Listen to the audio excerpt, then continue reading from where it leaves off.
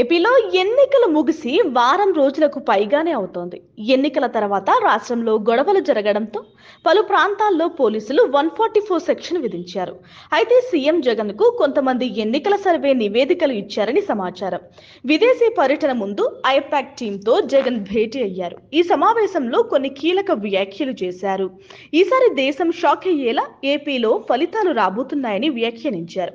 దీంతో వైసీపీ శ్రేణుల్లో మరింత జోష్ పెరిగింది.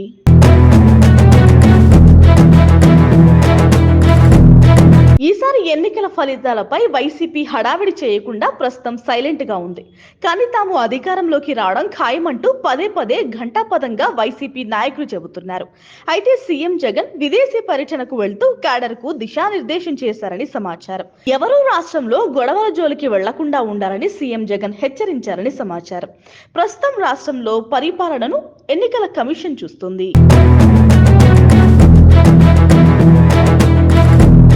Please subscribe Dot News.